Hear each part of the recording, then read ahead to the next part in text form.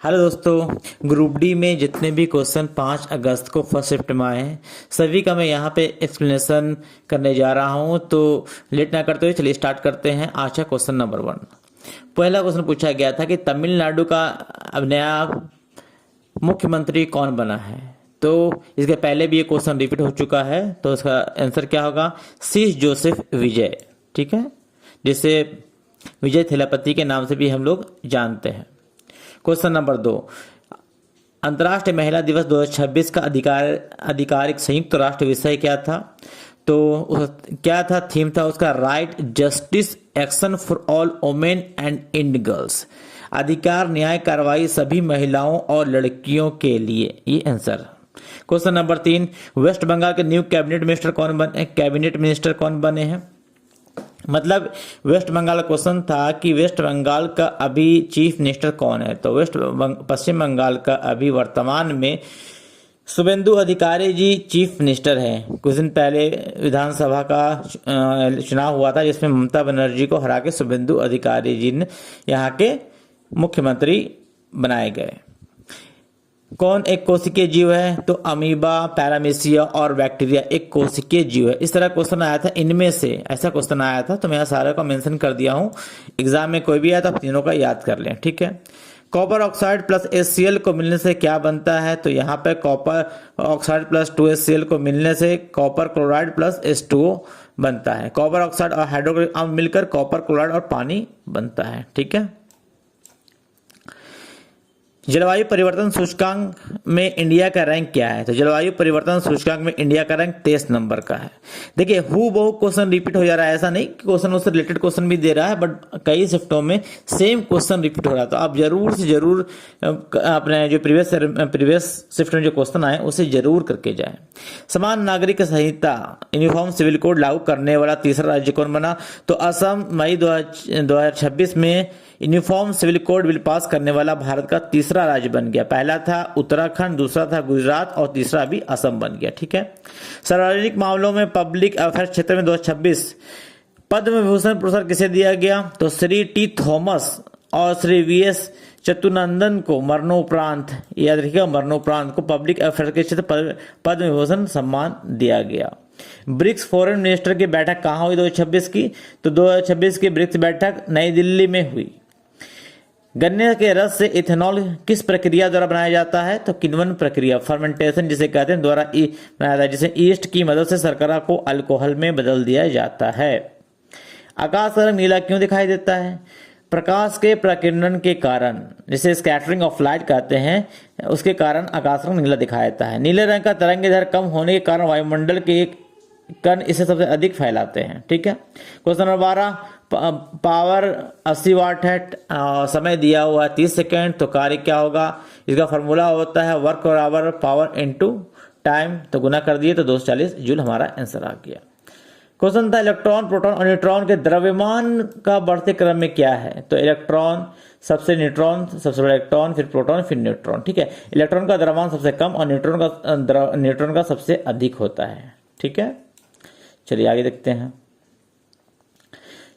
HCl और COOH में मुख्य अंतर क्या है? तो HCl एक प्रबल अम्ल, स्ट्रॉन्ग एसिड है जो पानी में पूरी तरह आयनित होता है, जबकि CH3COOH एक एसिड, इसे एसिटिक एसिड कहते हैं, एक दुर्बल अम्ल है जो आंशिक रूप से आयनित होता है। तो देखिए क्वेश्चन हूबहू ऐसा क्वेश्चन नहीं आ रहा, इससे रिलेटेड इस टाइप, मतलब इसको अगर आपको ये पता है कि इसमें क्या अंतर है तो आप यहाँ से जो ऑप्शन रहेगा निम्नलिखित में पूछ देगा इसमें से क्या अंतर आ रहा है।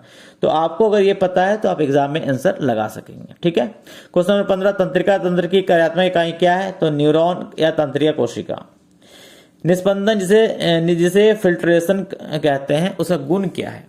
इनमें से कौन सा गुण ऐसा क्वेश्चन आता है? तो यहाँ पे मैं इसका जो गुण है वो बता दे रहा हूँ। यह एक घुलनशील ठोस कणों को किसी द्रव या गैस से अलग करने का एक भौतिक गुण या विधि है, ठीक है।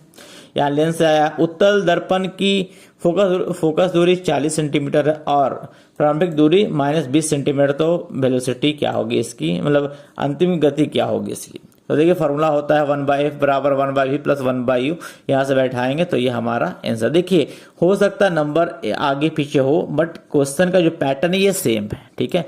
और तो एग्जाम में कभी हाँ करंट अफेयर जो कुछ कुछ होता है, जैसे तमिलनाडु का सीएम कौन है, इस टाइप का जो क्वेश्चन डायरेक्ट हूबहू क्वेश्चन एग्जाम में आ रहा है, ठीक है। क्वेश्चन नंबर 18, एक समान त्वरण के लिए वेग समय ग्राफ v माइनस टी कैसा होता है। तो यह एक सीधी ढालू रेखा स्ट्रेट लाइन होती है। देखिए ये वेग गया, ये समय गया, तो ये ऐसा क्वेश्चन डायरेक्ट ऐसा आ जाएगा, तो आप ये इस तरह का आंसर मार के आइएगा। चलिए ठीक है। क्वेश्चन नंबर 19, जब फुटबॉल खिलाड़ी फुटबॉल को किक करता है ना, तो किस नियम को लागू करता है। तो न्यूटन की गति का तीसरा नियम को लागू करता है, अतः संवेग परिवर्तन का सिद्धांत दूसरा नियम लागू होता है। क्योंकि देखिए फुटबॉल को जब मारता है ना तो दूर चलता है, तो न्यूटन का थर्ड लॉ क्या कहता है, प्रत्येक क्रिया के बराबर विपरीत क्रिया होती है। और दूसरा क्या कहता है, यदि कोई संवेग परिवर्तन की दर जो होता है, ये दूसरा नियम है, ठीक है। तो दोनों नियम यहाँ पे लागू होता है। पौधे का कायिक प्रवर्धन क्या होता है, इसके 2 उदाहरण लिखे। तो पौधे के किसी कायिक भाग जैसे जड़, तना या पत्ती से बिना बीजों के नया पौधा उगाने की प्रक्रिया को कायिक परिवर्धन कहते हैं।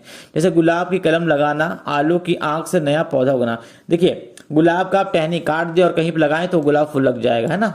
तो कायिक प्रवर्धन की तरह होता है वाला।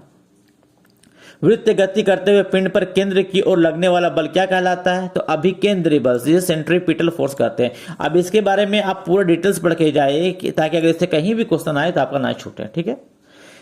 22 क्वेश्चन नंबर, एक समान चाल के लिए दूरी समय ग्राफ की आकृति कैसी होती है। एक सीधी रेखा, a straight line passing through in the origin, मतलब सीधी रेखा होती है, कोई मोड़ नहीं होता, ठीक है। क्वेश्चन नंबर 23, NH3 में N नाइट्रोजन और हाइड्रोजन का द्रव्यमान का अनुपात क्या होता है। तो 14:3 होता है। नाइट्रोजन का परमाणु द्रव्यमान 14 होता है, हाइड्रोजन 3 गुना का कुल द्रव्यमान 3 होता है, ठीक है, समझ गए। लास्ट क्वेश्चन है आज का, IPL 2026 में कैच ऑफ द सीजन का अवार्ड किसे जीता। तो मनीष पांडे ने जीता।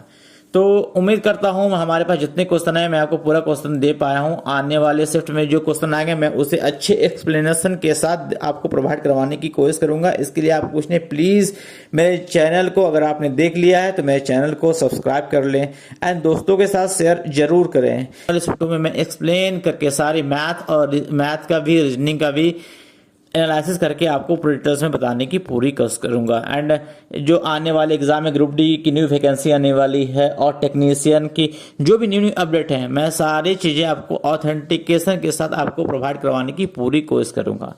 मिलते हैं नेक्स्ट वीडियो में। जाते जाते मेरे चैनल को सब्सक्राइब एंड दोस्तों के साथ शेयर करते जरूर जाएं ताकि आपको जितने भी वीडियो अपलोड करूं इसकी अपडेट आपको पल पल की मिलते रहें, ठीक है। तो मिलते हैं नेक्स्ट वीडियो में। थैंक यू, जय हिंद।